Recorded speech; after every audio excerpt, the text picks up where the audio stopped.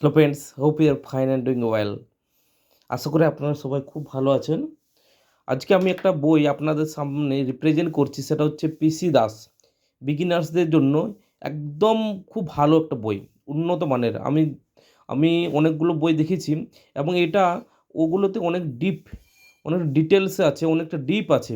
ওকে, এবং এটা আমি দেখলাম যে এটা ইংলিশ গ্রামারের মানে বিগিনারদের জন্য খুব একটা ভালো বই, যেখানে একদম লেটার ওয়ার্ড এবং সেন্টেন্স থেকে স্টার্ট হচ্ছে। যেটা যে ফার্স্ট কন্টেন্ট আর ফার্স্ট টপিক লেসন বলা যায়, সেটা হচ্ছে লেটার ওয়ার্ড অ্যান্ড সেন্টেন্স। তো সেখান থেকে এই বইটি কন্টেন্ট শুরু হচ্ছে। তো আজকে আমরা একটা লেসন ওয়ানের যে লেটার ওয়ার্ড অ্যান্ড সেন্টেন্স আছে সেটার উপরে কথা বলবো। তো শুরু করা যাক, আপনার সঙ্গে থাকুন, দেখা যাক কি আছে এখানে। তো এই যে লেটার ওয়ার্ড অ্যান্ড সেন্টেন্স, এটা হচ্ছে লেসন ওয়ানের ফার্স্ট একটা পার্ট, যেখানে লেটার সম্পর্কে আমরা বুঝবো, ওয়ার্ড সম্পর্কে বুঝবো এবং এবং সেন্টেন্স সম্পর্কে আমরা বোঝার চেষ্টা করব। Letter, word and sentence. Okay, তো দেখা যাক লেটার। অনেক ডিটেলস আছে, তো আমি একদম খুব ডিটেলসে যাব, যেগুলো একদম ইম্পর্ট্যান্ট, যেগুলো আমাদেরকে জানতেই হবে। তো সেই সম্পর্কে আমরা যাব এবং একটা সঠিক ধারণা আপনাদেরকে দেবো। লেটার, লেটার কি হচ্ছে? ইংরেজিতে এ বি সি ডি ইত্যাদি বর্ণকে বলা হয় লেটার।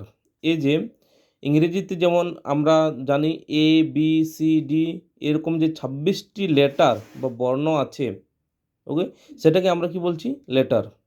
ওকে, এ থেকে জেড পর্যন্ত 26টি বর্ণকে একত্রে বলা হয় আলফাবেট বা বর্ণমালা। ওকে, তা আলফাবেট মানে কোনগুলো? এ থেকে জেড পর্যন্ত যখন একত্রে থাকবে, 26টি বর্ণকে একত্রে, তখন আমরা সেটাকে বলবো আলফাবেট। কিন্তু আমরা যখন বলবো এ বি সি ডি আলাদা আলাদা, তখন আমরা কি বলবো? লেটার।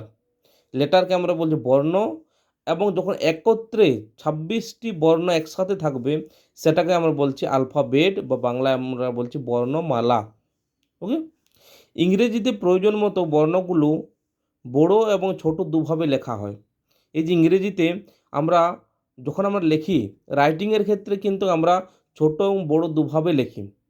ওকে, বড় হাতের বর্ণগুলোকে বলা হয় ক্যাপিটাল লেটার, যেটা এই যে দেওয়া হয়েছে A B C D E F এরকমভাবে, এবং ছোট হাতের বর্ণগুলোকে বলা হয় স্মল লেটার, যেমন এ বি সি ডি ইত্যাদি।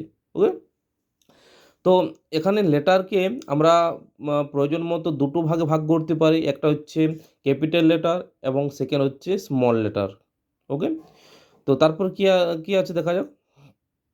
উপরে যে দু রকমের বর্ণের কথা বলা হলো, সেগুলি কেবল বইতে বা হাতে লেখার সময় প্রয়োজন অনুযায়ী ক্যাপিটাল লেটার এবং স্মল লেটার হিসেবে ব্যবহৃত, কিন্তু উচ্চারণে কোনো তফাৎ থাকে না। তাই তবে লেখার সময় সেন্টেন্সের প্রথম লেটার, কবিতার লাইনের প্রথম লেটার, কোনো নামের প্রথম লেটার এবং আমি অর্থে আই সর্বদা ক্যাপিটাল লেটার হয়। এটার মানে কি?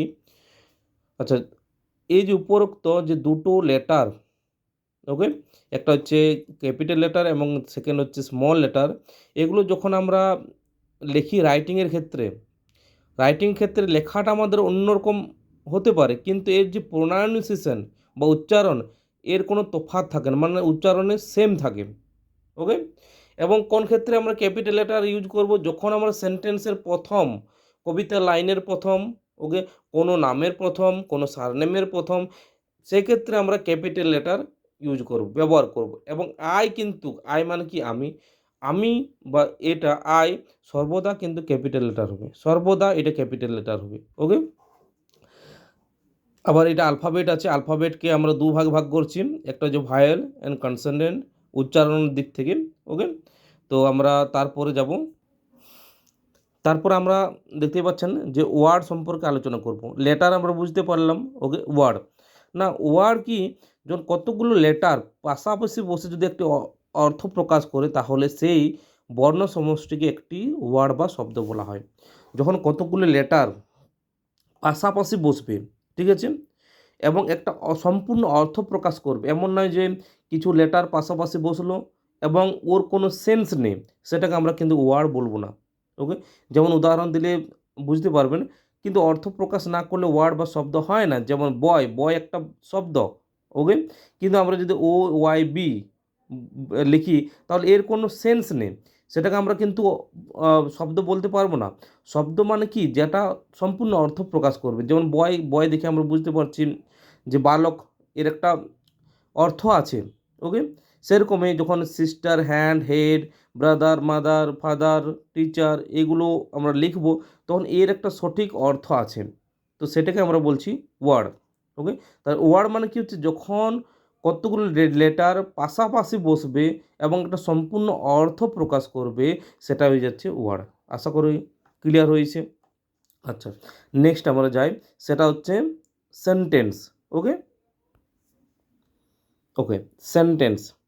সেন্টেন্সটাও সেরকমই ওয়ার্ডের মতনই। যখন আমরা দেখলাম যে কতগুলো লেটার পাশাপাশি বসে একটা সম্পূর্ণ অর্থ প্রকাশ করছে, সেটা হচ্ছে ওয়ার্ড। সেন্টেন্স সেরকমই, যেখানে কতগুলো ওয়ার্ডস পাশাপাশি বসে একটা সম্পূর্ণ অর্থ প্রকাশ করছে, সেটা হচ্ছে সেন্টেন্স, বা বাংলাতে আমরা বলি বাক্য। ওকে, যেমন আমরা বলতে পারি, বা এখানে যেটা দেওয়া আছে, the bird is flying in the sky.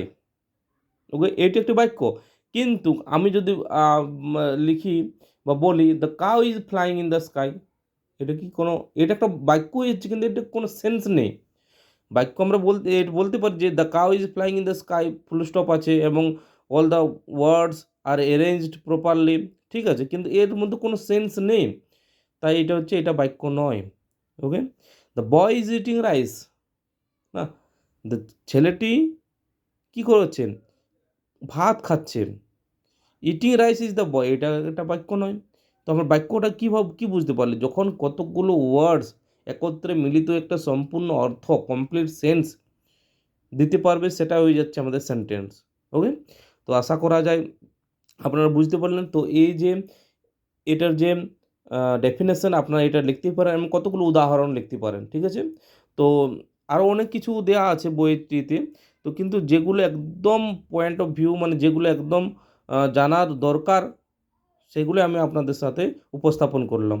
আশা করি ভিডিওটি ভালো লেগেছে। ভালো লাগলে লাইক, শেয়ার অ্যান্ড কমেন্ট করবেন, এবং পারলে চ্যানেলটিকে সাবস্ক্রাইব করে দেবেন। Thank you very much. Have a nice day.